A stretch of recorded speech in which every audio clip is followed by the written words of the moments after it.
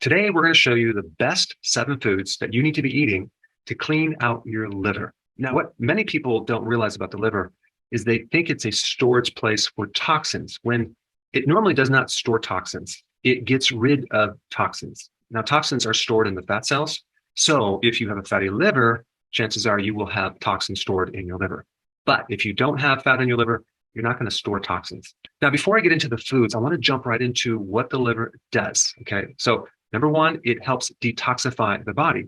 So let's go to the whiteboard to explain that point. All right, check this out. We have the liver, and the liver goes through two different phases, actually 3 phases, but I'm going to focus on these 2 phases right here when it gets rid of poisons or toxins. Phase 1 is all about breaking things down, okay, turning poisons into a water-soluble, harmless particle, which is in the phase 2. So we got this whole chemical reaction. There's a lot of different chemical reactions that occur, not just one. So phase 1 is breaking things down, and then phase 2 is about adding things to that new molecule. And you need certain nutrients on both of these sections. You need B vitamins, you need antioxidants, B12, folate, and a lot of other nutrients. So what is the liver breaking down? It's breaking down plastics, pesticides, insecticides, herbicides, fungicides, alcohol, caffeine, drugs, aspirin, Tylenol, corticosteroids, antidepressants, high blood pressure medications, recreational drugs, pollution, and the million chemicals that come with that, both in the air, the water, and your food. And then you have people that are smokers, or you get secondhand smoke, benzene, and hundreds of other different chemicals that's going right through your body into your liver that the liver is coping with and trying to get rid of all these things. Solvent and glyphosate, which is in GMO food. This is like a real big one for a lot of people. So then kind of phase 3 would be the elimination of this new compound that's now a harmless particle. And it's quite amazing that your body does this because your body's able to detoxify naturally, which is really cool. Now, what happens if you get constipation? Well, everything backs up. So it's very important to not let constipation go on and on and on. Do something about it. I have a lot of videos on that. But there's another condition that's very common, but they're not aware of it, and that's bile sludge. There's such a thing as bile sludge.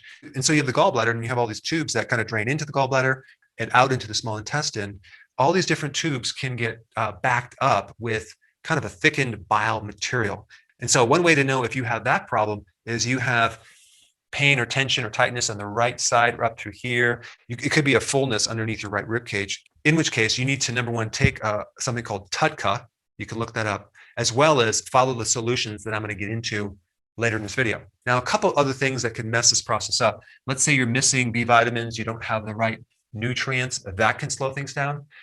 Or let's say you have a fatty liver, that can decrease the function of the liver. Or if the liver is inflamed, or if you have scar tissue as in cirrhosis, all these things can slow down this process, as well as not consuming some of the foods I'm going to talk about. But the good news about the liver is that it's one of the only organs that can regenerate very quickly. As long as you have some liver left, like 25%, and you change your ways, your liver can grow back into a normal liver. So that's really exciting. But there's always a point of limitation where there's too much damage that can be done. This explains liver detox. All right, number 2, it actually makes something called bile. Bile is very similar to like detergent or soap. It helps to extract certain nutrients in food that are fat soluble, like the fat soluble vitamins, vitamin A, D, E, K1, K2, also omega-3 fatty acids. Also, there are certain plant nutrients, they're called phytonutrients, like lutein, for example. That's really good for the eye. And so a lot of these phytonutrients in plants are also fat soluble. This is why when you have a salad, it's really good to add olive oil or some other oil to help extract these nutrients from the salad. But bile has this unique property to extract these nutrients from your food, and bile is made from your liver and it's stored in the gallbladder. And as a side note, all the extra cholesterol that your body makes, as well as gets from your diet, is extracted with the help of bile. Bile is also involved in helping you make your thyroid hormones work. So when we go through T4, which is an inactive hormone, to T3, which is the active form of the thyroid hormone, you need bile. And bile also helps us to ensure that there's no microbes building up in our small intestine. And one last little point about bile, which is interesting, guess what makes bile? Cholesterol. Cholesterol is the raw material that helps make bile. Interesting. All right, number 3 function of the liver. Your liver makes certain hormones, okay? Now, you probably heard of growth hormone that's made by your pituitary, and that goes down to the liver, and then that activates another hormone that the liver makes called insulin growth factor number one, IGF-1. And you can think of IGF-1 as just basically an extension of growth hormone. So whatever growth hormone does, IGF-1 will do. So it's going to help you with fat burning and it's going to help you make proteins. Now, as another part of this liver function related to hormones, it helps you buffer hormones. So if there's too much estrogen in the body or too much androgens like testosterone, your liver will help to regulate that. Also, if there's too much stress hormone like cortisol, the liver will help you regulate that as well. So whether the liver becomes fatty or inflamed or develops scar tissue as in cirrhosis, all sorts of symptoms can occur. And to help you understand the symptoms, let's go back to my whiteboard. All right, these are the symptoms of the liver.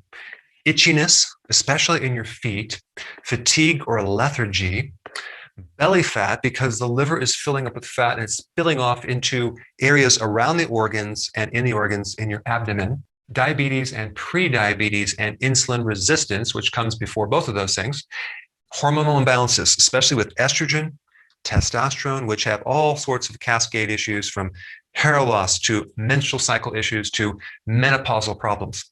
Many different types of skin problems occur because of the liver. Joint issues, like especially arthritis, stiffness, and things related to the gallbladder, like belching, burping, bloating, gallstones, as well as hypothyroidism, because we need a healthy liver to convert at least 80% of the thyroid from T4, the inactive, to T3, the active form of the thyroid hormone. Now, there's a couple little last things I want to mention. You have these liver enzyme tests, AST, ALT, ALP. If you ever get your liver tested and there's a problem with one of these three high liver enzymes like AST, that means there's damage from toxins, like it could be alcohol, medication, or some other toxin. Whereas if it's a high ALT, that's mainly damage from just having a fatty liver. And then if it's high ALP, that could mean you have a blockage in your bile duct, okay, or bile sludge. So these are the main liver symptoms. Now, I do want to touch on the bad foods for the liver before the good foods. So let me just quickly go through them. The high fructose corn syrup, okay? Anything with high amounts of fructose is really bad for your liver because it creates all sorts of problems with insulin. It creates a fatty liver. Okay, so then we have like various poisons for the liver. So poisons is a pretty large category. You have pesticides, insecticides, herbicides, fungicides. You have heavy metals, okay? All these things can be in our food supply. But you also have other poisons like medications. Yes, medications are also poisons. And so a lot of people develop complications from their medications that involve damaging the liver, especially things like prednisone, right? Which is a synthetic cortisol, just devastating to your liver. Then you have many others like antacids, antibiotics, vegetable oils. These are unsaturated oils like corn oil, like soy oil, cottonseed, canola, safflower, and too much sunflower, and too much peanut oil are all high in something called omega-6, which are inflammatory, especially if they're heated as in fried foods. You know, I see this a lot when you go to restaurants. They have these appetizers, which you eat to stimulate your appetite. Like maybe you weren't hungry at all going to this restaurant. You need to stimulate your appetite, get the juices going. And you have things that are always involving these vegetable oils, like deep fried onion rings or the deep fried cheese or deep fried pickles or corn chips. Then you have things that are fried in the oil and sweetened, like the deep fried chicken wings that they have. Then you have these veggie rolls, which are deep fried, and then you dip them in some type of sugary sauce, right? Then you have other things with the corn chips. You have all the different dips. All these wonderful appetizers are just terrible for the liver. What's also hard in the liver is when you have sugar with protein, as in barbecue ribs. Okay, so that's really hard on the liver. Ribs are fine as long as you don't add the sugary type sauce with them. And then we also have the combination of like meat and starch, right? And then you have steak and potato or steak and fries. What you should have is have the steak and the vegetable, but not the starch, and especially not the French fried starch. All these things are really hard on the liver.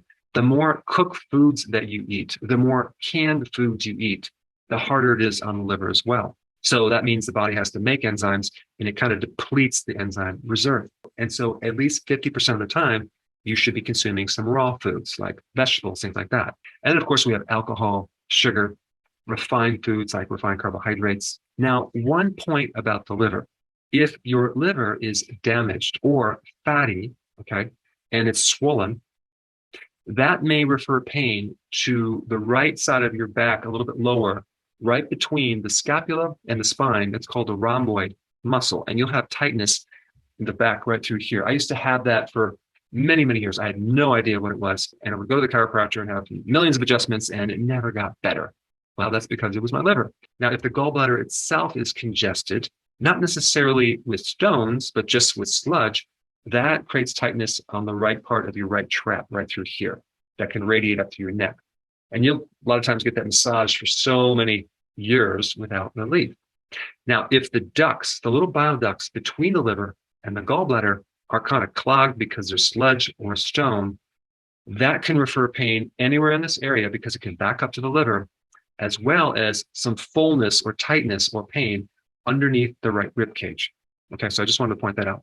All right, so what are the foods that are best for the liver? Well, it would be those foods that provide detoxification, that provide lowering inflammation, that helps slow down the scarring process and the development into cirrhosis. Let's start with number one, cruciferous vegetables. That would be the kale, the broccoli, the arugula, the cabbage, the beets, the Brussels sprouts, and there's many more. So cruciferous vegetables not only have these enzymes to help this phase one, phase two detoxification process, but they also can trigger your own body's production of these enzymes to help the detoxification process. Plus, they're loaded with nutrients as well as hundreds of phytonutrients that are anti-inflammatory, that are anti-cancer, that are liver protective, that help your blood sugars. So if we take it one step further and we take cabbage and ferment it into sauerkraut, we have extra benefits of the probiotics in that product. So that's going to help get rid of the fat from your liver.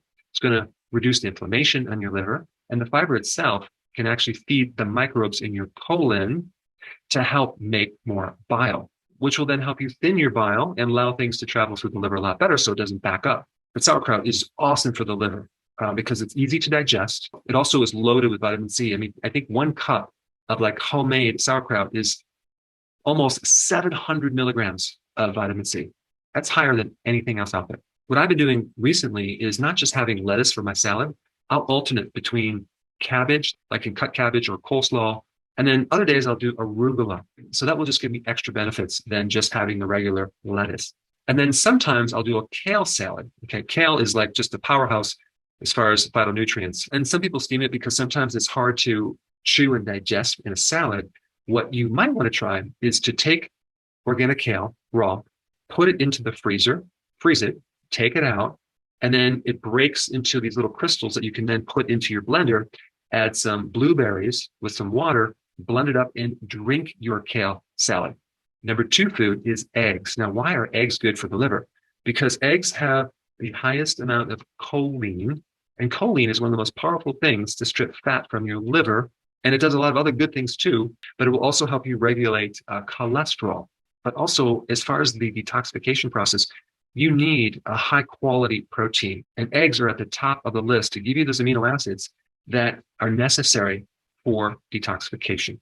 But as far as a protein goes, it is the highest quality protein that you could eat. And it's very easy to digest, and it's really easy on the liver compared to other proteins that are really hard on the liver.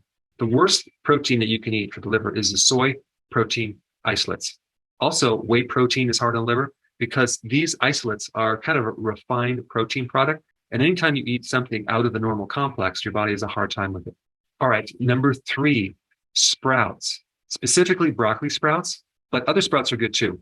So what's so unique about the broccoli sprout is it has like 100 times the amount of sulforaphane as adult broccoli. And sulforaphane is one of those powerful phytonutrients that is not only cancer protective, but it helps with this phase one, phase two detoxification, turning poisons into harmless particles. So if you were to take just a small amount of sprouts and put them in your salad, or take like a half a cup of sprouts, put them in a blender with some berries and blend that down with water, you would have something that is very beneficial for your liver.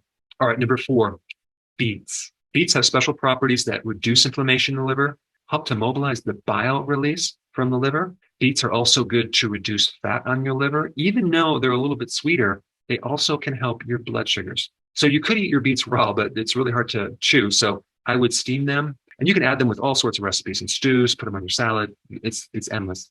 Also, as a side note, don't shoot away the beet tops, okay? Because the beet tops have the most potassium of anything you can eat. So you want to chop those up, put those in your salad. All right, number five, garlic. Garlic is loaded with the sulfur that your liver needs to make those compounds in that phase 1, phase 2 detoxification. Not to mention, it's anti-inflammatory, it's antimicrobial, so it does a lot for the liver. All right, number 6, salmon or other omega-3 fatty acid foods. You can do sardines. You can even do what I like is canned cod liver, okay? It's not just cod liver oil, it's cod liver. It's quite good. But one recipe that I really like in my salad is to chop up cabbage and take a can of tuna and mix it with the cabbage. Okay, so now we have the omega-3 and the cruciferous together. I'll put some lemon, I'll put olive oil, and I'll make a great salad. Another recipe that I like is roasted Brussels sprouts with salmon. That's a really good combination. We got the omega-3 and the cruciferous. And number 7 is lemon. Lemon is not only loaded with vitamin C if it's raw, not pasteurized, but lemon can help reduce fat on your liver. Lemon is anti-inflammatory. And it's very sour, and anything sour or bitter is good for the liver. So based on these 7 foods, you can pretty much mix them all together and have one meal, and that would be the most awesome meal for your liver. Now, there's other things that are good for the liver as well, like apple cider vinegar.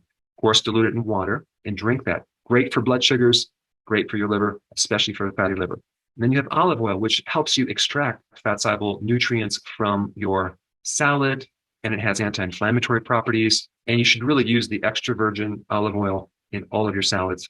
Now, this is not necessarily a food, it's just an herb, but out of all the herbs, okay, that are good for the liver, the top plant would be milk thistle. Now, milk thistle has fascinating properties related to the liver.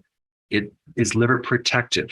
It actually protects the liver from poisoning and all types of poisoning, poisonous mushrooms, poison from a snake, poisons from Tylenol, alcohol, heavy metals, pesticides. So if you have anything wrong with your liver, you should probably be taking milk thistle as a routine thing, especially if you're on medications, because milk thistle can reduce the complications from medication. Now, there's some fascinating information that I did a video on relating to certain problems with your foot and how you can use that to determine the health of your liver. If you haven't seen that video, you should really check it out. I put it up right here in the liver playlist.